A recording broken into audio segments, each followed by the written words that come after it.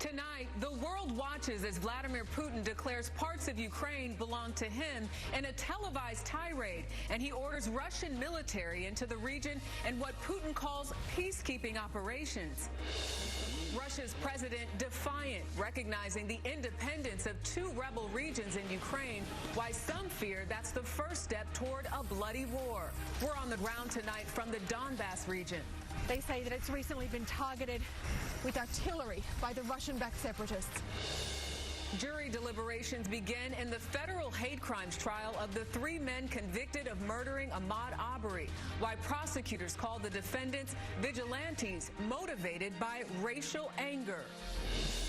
Back-to-back winter storms, we're tracking two weather systems bringing heavy snow and ice. Royal health scare. Queen Elizabeth tests positive as England prepares to repeal all of its COVID restrictions. Struggling restaurants, how the Omicron surge forced small businesses nationwide to close, many still fighting to reopen. Rats found at Family Dollar warehouse. More than 400 stores have temporarily shut down as the FDA warns of rodent-related health risks. Big fight in the Big Ten. The investigation tonight after coaches lose their cool in a post-game brawl. And a school teacher makes history after decades of collecting it. We'll tell you how. This is the CBS Evening News with Nora O'Donnell, reporting from the nation's capital. Good evening, and thank you for joining us. I'm Jerika Duncan in for Nora. War in Eastern Europe is getting closer after Russian President Vladimir Putin declares the independence of two breakaway regions in Ukraine. After the announcement, Putin ordered a, quote, peacekeeping operation to begin in the two regions. That would mean the deployment of Russian troops and weapons into those areas. And tonight, we want to show you these unconfirmed pictures that appear to show Russian forces being bussed into eastern Ukraine. One U.S. official tells CBS News this could be a precursor to a larger invasion, or this could be Putin's only move. In an hour-long speech, Putin demanded that Ukraine immediately end its military operations in the east of the country or face responsibility for possible bloodshed. The White House says President Biden is imposing financial sanctions in response. NATO, the United Nations, the European Union, and the United Kingdom all condemned Putin's decision. We have full coverage of the story from inside Ukraine, but first, we want to go to CBS's Weijia Jiang at the White House. Good evening, Weijia. Good evening to you, Jerika. Tonight, President Biden is also condemning those latest moves by Vladimir Putin and vowing to respond with additional, even more severe economic penalties. But the White House is still scrambling to find a way to stop Putin from launching a full-scale attack, which appears to be more likely by the hour. Tonight, new signs that a military invasion could be imminent. Russian President Vladimir Putin's decision to recognize the independence of two separatist regions in eastern Ukraine and his order to have the Russian military conduct so-called peacekeeping operations there is raising fears that this is the first wave of a larger attack. The White House responded by saying President Biden will impose sanctions on anyone doing business in those two republics, while European allies slammed Putin's move as a violation of international law and said they too would respond with sanctions. In a late-night address, Putin delivered a lengthy rejection of Ukraine's sovereignty, slammed NATO's refusal to ban the country from ever joining, and called out the U.S. for having missile capabilities near Russia. That's like having a knife against our throat. With the crisis escalating, President Biden huddled with his national security team today and had emergency calls with Ukrainian President Zelensky, plus the leaders of Germany and France. A possible Biden-Putin summit proposed by Emmanuel Macron and tentatively agreed to by the White House looks to be in jeopardy. Putin, who oversaw nuclear military drills this weekend, has up to 190,000 troops on Ukraine's border, with nearly half of them in a position to attack. U.S. intelligence indicates that the Russian president has already ordered commanders to move into Ukraine. It could happen any day. Today could be that day. The Biden administration has pointed to ongoing false flag operations staged by the Russians to frame Ukraine as another sign of escalation. National Security Advisor Jake Sullivan acknowledged the chances of a diplomatic resolution are diminishing. What we have done is indicate to the world that this is not something Russia has been provoked into. This is a brutal war of choice that Russia will be perpetrating on its neighbor. Tonight, the White House is also issuing dire warnings that the Russians have formed a hit list of political dissidents and activists in Ukraine that they will kill or detain, and that Americans who are in Moscow could be targeted if a military invasion unfolds. Jarika. Weijia Jiang for us at the White House. Let's now go to eastern Ukraine, where there are fast-moving developments there. CBS's Holly Williams just traveled to the front lines. Holly, tell us, what are you seeing? What are you hearing at this hour? Good evening, Jarika. Tonight we're watching those unverified videos online that purportedly show a Russian military convoy heading into the breakaway regions of Ukraine that President Putin's now recognized as independent. A Ukrainian official says it's still not confirmed whether Russian troops are moving in. But Russian-backed separatists in those regions have been fighting a war against Ukrainian forces for nearly 8 years. And today we went to the trenches of that bloody conflict. We travel to the front line with Ukrainian soldiers. We're going to a position on the front line that the Ukrainians say is quite active. They say that it's recently been targeted with artillery by the Russian-backed separatists. Ukraine says the separatists are trying to provoke them and targeting civilian areas, including the village of Novonativka, where they seem shell-shocked. We're on the brink of nervous breakdown, said Ekaterina Evseva. The Ukrainian soldiers told us they have orders only to fire back in self-defense. They say this artillery hit was a close call just 2 days ago. Private Valery Kashkarov told us he was a businessman before he signed up. We are not afraid. We are on our own land and we are ready to protect it. Holly, what are some of the larger consequences of this conflict? Well, Jarika, the U.S. has been stressing from the very start that this is not simply a regional dispute between neighbours. It's about the rights of a sovereign country. It's about protecting Ukraine's young democracy. And it's about stopping President Vladimir Putin from doing what he's done before, which is invading Russia's neighbours and taking chunks of their territory. Authoritarian-minded regimes around the world will be watching to see what happens next. Jarika. All right, Holly Force in eastern Ukraine. Thank you. Tonight, a jury in Georgia has begun deliberations in be needed to launch an invasion. The U.S. believes more Russian troops are now entering the Donbass region of eastern Ukraine. We certainly, additional Russian military forces are moving into that region, not beyond that region that we have seen.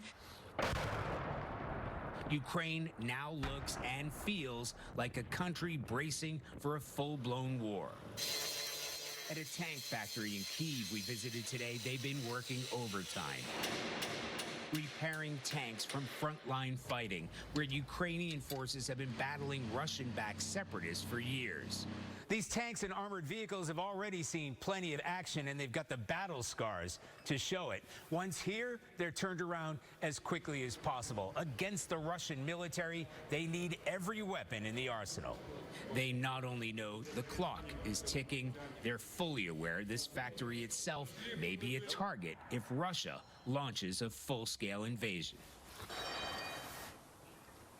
The atmosphere here in Kyiv has changed tonight. Those recent developments, the fighting in the east, it's no longer a question of if, but when. And that may happen at any time. Nora? Charlie D'Agata, thank you. And another signal that an invasion may be hours away. 2 key airports in eastern Ukraine are now closed. And as Ukraine prepares, school children in Kharkiv are getting survival lessons, including how to identify explosives and the importance of bulletproof vests, helmets, and first aid. CBS's Holly Williams traveled to the front lines that was shelled earlier this week. This is Irina Yarmolenko, a factory worker, filming herself while her village was hit by shelling on Monday night, and she hid deep in her basement. Irina survived. And in her village, around 7 miles from the front line, they're cleaning up the mess and patching up their homes. Irina's apartment building is scarred with shrapnel, its windows blown out. Inside, it's barely livable. So you have no electricity, no heating, no windows. We're afraid. Only a fool wouldn't be afraid, she said. We don't know what's going to happen. Irina told us her son is serving in Ukraine's military as this country braces for a full-scale Russian invasion. But here in eastern Ukraine, where they've been fighting a war against Russian-backed separatists for nearly 8 years, this week's already brought a deadly escalation in violence. US officials say a Russian invasion could see up to 100,000 civilian casualties and millions of refugees. Nora. Holly Williams near Ukraine's border with Russia, thank you. We want to bring in Secretary of State Antony Blinken. Mr. Secretary, thank you for joining us. The U.S. has been warning Ukraine that a full-scale invasion is imminent. The president's swift and severe sanctions have not deterred the Russians. So does that mean this was a failure of American diplomacy? To the contrary. First of all, diplomacy succeeded very effectively in bringing the world together, the United States and Europe together, in standing up to Russian aggression. At the same time, we've made it clear that if Russia continues to escalate, if it engages in a full-scale invasion of Ukraine beyond what it's already doing, we'll escalate too. And I hope that that knowledge may still act as a deterrent. But if it doesn't, we've been clear that Russia will face massive consequences for its actions, and it will. I wonder if it's too late. I mean, how can the world stand by and watch what could be the beginning of the bloodiest conflict in Europe since World War II? Well, we're not standing by and watching. To the contrary, we've spent months building with allies and partners these very significant consequences for Russia. Already, just yesterday, Germany took off the table a major pipeline, an $11 billion project that Russia was counting on to be a cash cow for selling energy to Europe. That is now off the table. That's something we've been working on for months. Additional sanctions that are going to make it very hard for Russia to raise money around the world to finance its projects. If this goes forward, what we have on the table, unprecedented sanctions, will have a severe impact. But, Mr. Secretary, this is not stopping Vladimir Putin from a full-scale invasion. You are even estimating over 100,000 civilians dead. Why is the world going to wait for this to happen? And do you believe Putin will stop at Ukraine? Again, we're not waiting. We're acting. We're acting in unison. We're acting swiftly. And we're doing everything we can to deter him. And if it doesn't deter Putin from further aggression in Ukraine, there will be a very swift and severe response. This is a price that Vladimir Putin and Russia will pay for a long, long time. Mr. Secretary, thank you for your time. Good to be with you. Well, back in this country tonight, tens of millions of Americans are under winter weather alerts. And projections of upwards of 5 million refugees who, according to the United States, would likely spill into NATO allied countries that border them. That means Poland, that means Romania, some of those countries where the U.S. has plussed up forces to help buttress NATO. Remember, it is NATO, 30 countries that have that collective defense agreement. Ukraine's not one of them. No one is coming to defend Ukraine. But what the NATO allies are doing is shoring up their own defenses. And the reason they're doing this is because of the concern that this could spread into a regional conflict. You have Russian forces on high alert in very close proximity to NATO forces on high alert. This could escalate quickly. It's very dangerous. And certainly with the refugee crisis, Nora, that is destabilizing, and that has a huge spill-on effect for the global economy, for the political stability of some of those countries. So that is why we have heard the Biden administration and really the world in that UN Security Council emergency meeting tonight sketch this out as a risk to democracy, as a risk to global order, and to the international system. So this is hugely important, though it's 5,000 miles away. The people of Ukraine have felt that they have been left to themselves, to defend themselves since 2014 when Russia began this invasion. And the Obama-Biden administration and the Western allies decided then not to send lethal aid, not to send forces to defend it. They did pour in money and weapons. So since that time, Ukraine has built up its ability to defend itself. It was the Trump administration who sent lethal aid a few years later. So this won't be easy. This will be bloody. But this is something that, as you said, Nora, will have global implications. And to put that in context, of course, Ukraine is a country that is about the size of the state of Texas, has about 40 million residents. It is a big country. Certainly a number of people will be affected, and as you point out, right in the heart there, and could create a regional conflict. Let's bring in our national security correspondent, David Martin. He is at the Pentagon. And David, I know you're speaking with NATO officials as well, who are confirming that this Russian attack has begun. That's right. Those explosions that Charlie and Holly are hearing are, according to a NATO official, the beginning of the Russian invasion of Ukraine. And if it goes according to the way the U.S. officials believe it will go, this shelling, whether it comes from ballistic missiles, airstrikes, or simply artillery, will continue up until daybreak, and then you will start to see ground operations. You might see airborne troops either carried by helicopters or jumping as paratroopers from planes, coming in to take key locations, cities, major intersections, and then you would see tanks coming across the border in a classic invasion force going into Ukraine. Whether or not that's exactly how it plays out, of course, we'll only know when the sun comes up.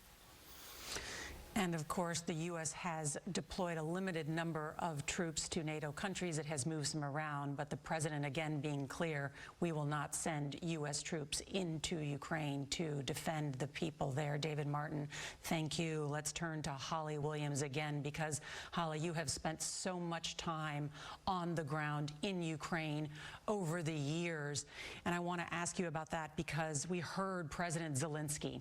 He did not flee, and yet today he tried to appeal. He tried to call President Putin, and he also delivered a speech where he said, we will defend ourselves. When you attack, you will see our faces, not our backs. But can Ukraine defend itself? How quickly could it fall if the Russians seize the capital? It's so difficult to say, Nora. What we can say is that the Ukrainians are massively outmanned and outgunned by the Russians. They have about a quarter of their manpower in their military. And when you look at the hardware, just a fraction. Remember, we're talking about possibly the biggest land war that Europe has seen since the Second World War. But this country is already at war and has been against Russian-backed separatists for nearly 8 years. It's a bloody conflict. More than 14,000 people have already been killed, according to Ukraine. We've been near and around the front line in recent days where there's been a big escalation. We've been in towns and villages that are devastated, people's homes very badly damaged. And if this is now a full-blown Russian invasion, U.S. officials have warned that that could mean up to 100,000 civilian casualties and millions of refugees. Holly, just how bloody do you think this conflict could become? It's so difficult to tell, Nora. It depends. It depends if the Russian forces simply go into the parts of eastern Ukraine that are already controlled by Russian-backed separatists. We wouldn't expect to see a lot of fighting there. In that case, it might not be very bloody. But then, you know, in the last few minutes, we've been hearing what sound like either airstrikes or missile strikes, both here in Kharkiv and our team, our colleagues in the capital of Kiev. Are those strikes on military facilities? We don't know. Have there been any casualties at this point? Also, we don't know. I think that we'll have a lot more clarity in the hours to come. Holly Williams, thank you. And we should note that we had heard from White House officials that the president is monitoring the situation very closely. They have just put out a statement from the president of the United States saying that the prayers of the entire world are with the people of Ukraine as they suffer an unprovoked and unjustified attack by Russian military forces. President Biden going on to say that President Putin has chosen a premeditated war that will bring a catastrophic loss of life and human suffering, and placing the blame on Russia, saying Russia alone is responsible for the death and destruction that this attack will bring. The president pledging to hold more talks with G7 leaders. I spoke earlier today with the Secretary of State, Antony Blinken, who said that the U.S. will respond with more tough sanctions against the Russian government. So we will continue to follow that here at CBS News, and we will come back on the air if more news warrants. Want to thank our correspondents and producers and crews all around the globe who have been up all night monitoring this, as well as all of our reporting teams here in Washington. This has been a CBS News special report. I'm Nora O'Donnell in Washington.